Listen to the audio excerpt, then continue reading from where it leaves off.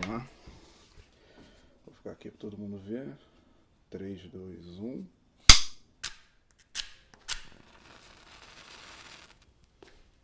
Tudo começa sempre com uma ideia, e essa ideia tem que ser transformada num roteiro.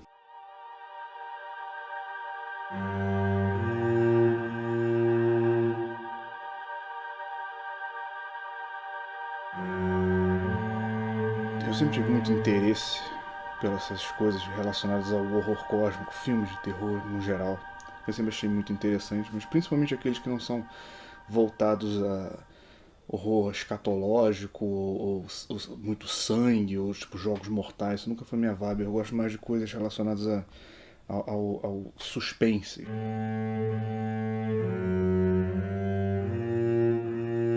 Meu pai sempre foi muito interessado em pescaria e sempre ele me conta essas histórias de lendas que ele escuta por aí, né? Então eu sempre achei isso muito interessante, muito engraçado, curioso, né? Todas essas lendas que estão espalhadas pelo Brasil. Também tinha essa casa, a casa da minha avó, uma casa antiga, cheia, lotada de livros antigos, tem essa vibe rústica, por assim dizer, e eu pensei muito bem, por que não juntar esses dois e fazer, sabe, um projeto assustador e interessante em volta disso?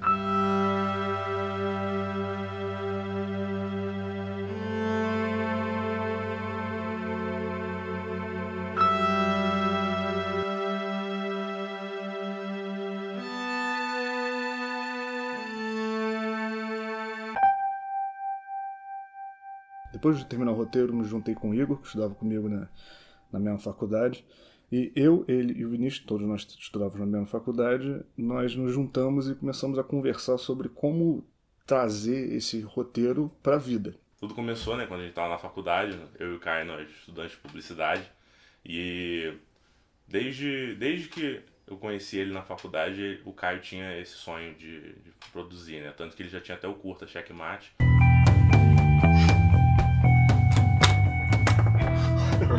Esses forenses, né, cara?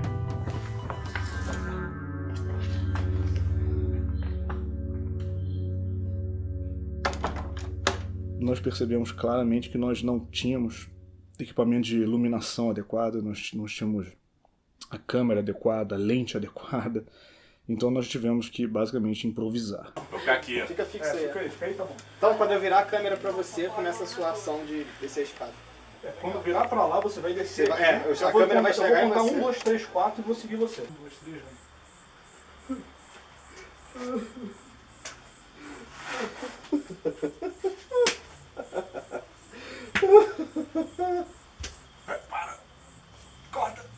Quero que você veja esse take aqui. Começa ali, quando virar pra cá eu começo a descer. Eu vou É, virar. você já vai estar aqui. A continuação vai parar. Você olhou pra lá, viu o monstro ali. Aí ele tá virando a câmera de volta pra você e você tá agora descendo aqui pra ir pra lá, entendeu? Aí começa um pouquinho mais pra frente. Desde sempre a gente pensou nessa ideia dessa estética de ser em preto e branco. Eu gosto desses filmes antigos que tinham toda essa pegada do contraste da luz e das sombras. Eu conversei isso com o Igor também achou isso demais. Então sempre foi um objetivo nosso brincar um pouco com essa ideia.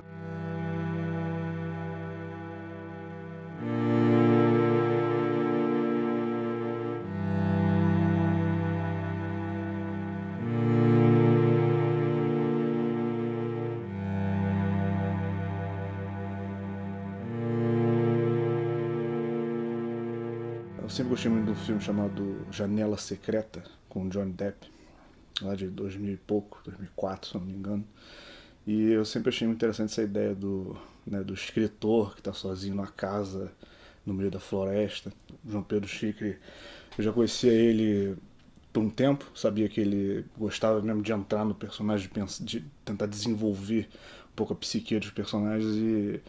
bem, ele aceitou tranquilamente receber um balde d'água na cabeça. Uma das paradas mais difíceis foi essa cena de que cai a água, né, sobre o Dante, assim, em que tava lá o Caio e eu, né, o Caio com o balde d'água, eu com a captação de áudio lá em cima, me espremendo na janela do lado do Caio, a janelinha assim, e aí o Caio jogando e eu tendo que me esquivar da água com aquilo tudo, E sem, com a questão toda de também não fazer nenhum barulho, não rir, não fazer nada pra não vazar o áudio. Né?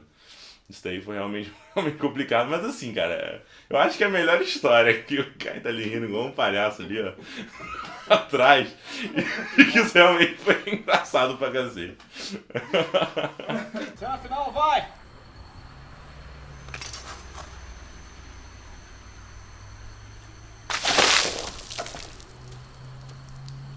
Corta! Perfeito! Nice. Desliga o áudio aqui, moleque. Eu não tenho mais mão, tá cortando meu dedo.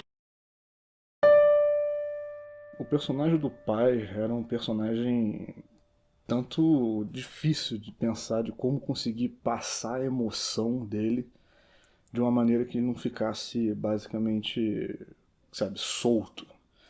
E eu acho que o Jonas trouxe essa presença que era extremamente necessária para esse personagem e basicamente criou, né, todo o lado emocional com a presença dele.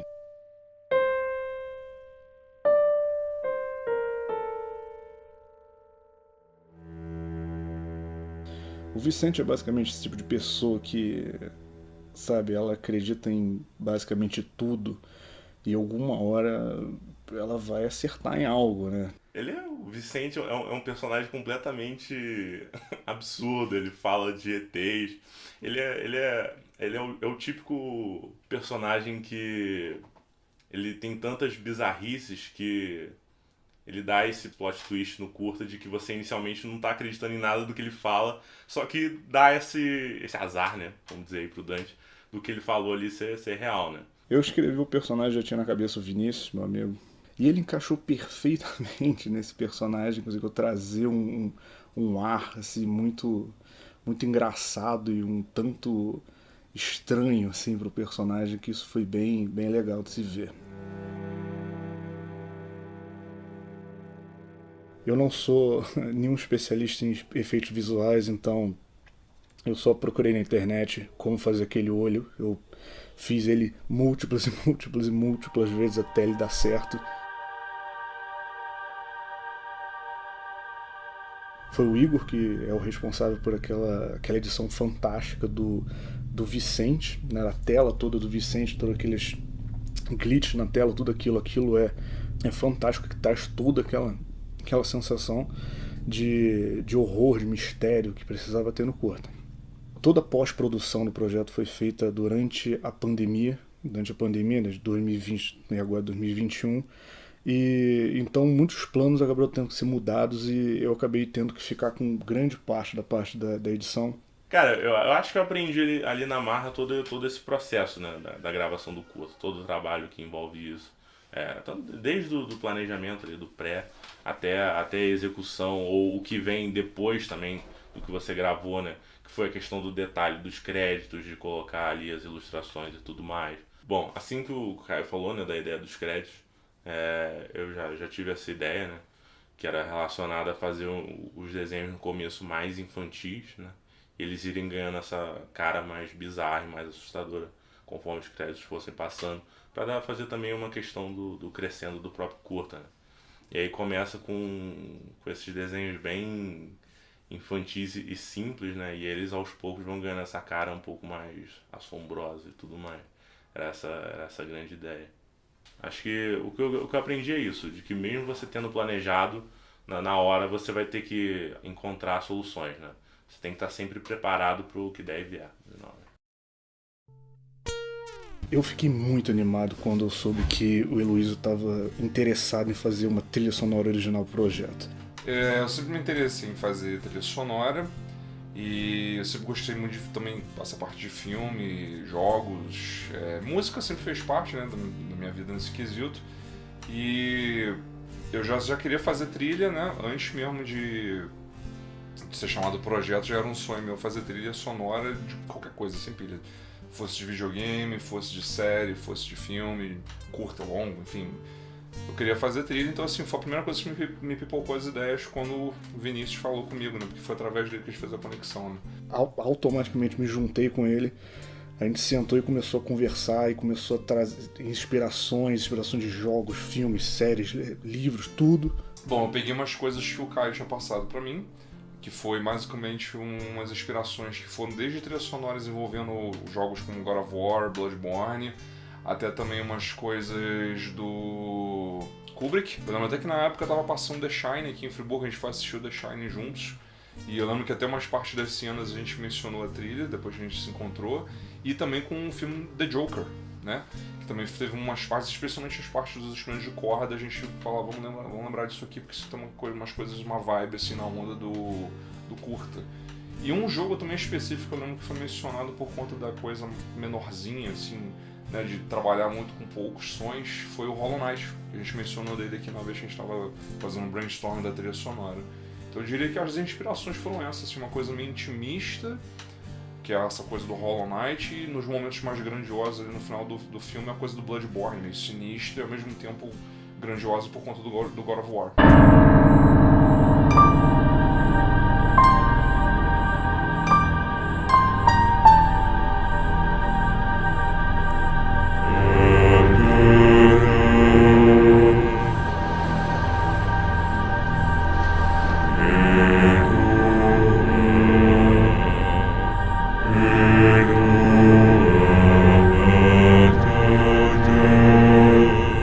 Eu gravei a linha principal, a dobra dela, e aí uma um pouco mais grave, né?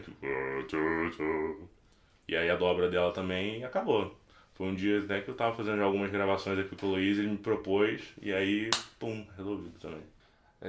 Eu fui sempre pensando nisso, o pai do Dante é um piano, o Dante vai ser uma coisa assim mais com cordas, que também tem um teor melancólico, mas tem que ter um teor meio de mistério, porque é um personagem que está escrevendo um conto. A mesma coisa para o amigo dele, o Vicente. O Senhor da Lua, uma coisa que a gente já tinha pensado, né, em ter essa coisa do coral, em meio que uma coisa meio cósmica, que é a pegada do filme, esse horror cósmico. Então é trazer esse lance de uma coisa meio de fora do espaço e tal, então uma coisa assim bem grandiosona mesmo. Então todos os personagens estão conectados a um instrumento, uma voz, e que se conectam ali ao todo do filme, né? Então isso foi muito, assim, o roteiro tava, de tanto que no roteiro que eu tenho aqui em casa guardado, ele tá cheio de anotação que eu fui fazendo, assim, cello, piano, ópera, sabe? Todos eles têm uns nomes, assim, pra justamente eu associar os personagens.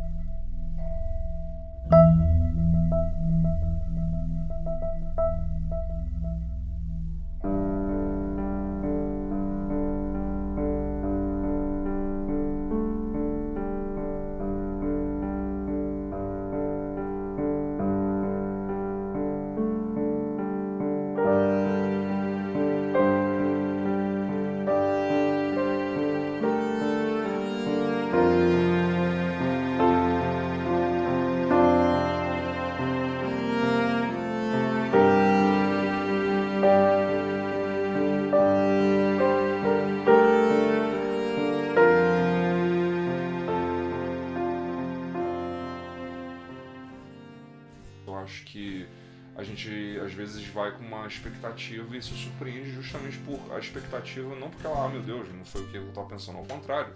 A gente criou uma coisa completamente diferente e foi muito legal.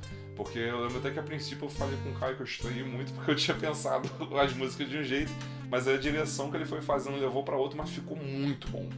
Então, assim, isso foi uma das coisas que eu aprendi, cara, não tem receita de bolo para isso. É a gente ir testando, experimentando e ver qual é a forma que melhor encaixa com a vibe e o clima que a gente tá querendo montar com os personagens, aquela cena, o que a música tá querendo passar ali, que foi uma coisa também que eu achei muito curiosa, que quando a gente for arrumando as ordens, fazendo brainstorm, e depois quando ele arrumou no curta, funcionou muito melhor. Eu acho que se tivesse ficado até na ordem que a princípio a gente tinha pensado, não teria ficado tão bom quanto ficou. Então, assim, é uma coisa que é experimental mesmo. Acho que é só assim que a gente vê o que funciona e o que não funciona. Então, acho que foi essa a coisa primordial que eu aprendi com essa experiência, é experimentar. Pô, pra quem tá começando, a primeira parada aí que eu já digo, né, é de que, cara, você tem que meter a cara e ir, sabe? Você não pode querer depender de um terceiro. Por exemplo, você não pode contar com alguém porque tudo é basicamente movido pelo interesse financeiro, né? essa parada, principalmente de produção audiovisual, no caso desse curto, que é mais uma questão até de portfólio, né? A gente tem que contar com a equipe que se propôs desde o começo e que tá ali com você. Claro que a gente, por exemplo, a gente tem contatos que podem nos ajudar ao longo do caminho, né? Mas aí são pessoas de nossa confiança, né? Acho que o grande passo é esse, cara. Você tem que estar disposto a fazer, né? Se você visualizou, você tem que colocar em prática e depender de você mesmo e da equipe que está contigo. Acho que é assim, é experimentar mesmo. Acho que esse é o lance. Essa é a melhor dica que eu posso dar. É não ter medo de avançar pro diferente e pro inesperado, porque acho que ele é o que vai às vezes dar mais certo. Não que uma coisa planejada, então vou jogar os planos pra janela. Não, nada disso não. Deixa os planos ali, mas se não sair de acordo com eles, você puder até desmanchar eles no meio que durante o voo, vamos botar assim, é muito bom. Acho que você aprende muito mais com essa coisa experimental do que às vezes ficar preso ali numa parada. Acho que foi essa parada que mais tem a ver com aprendizado e que eu posso deixar para outra pessoa. Cara, não fica preso ao que você tá achando que tem que ser. Vai meio que seguindo o que o filme tá tentando te passar.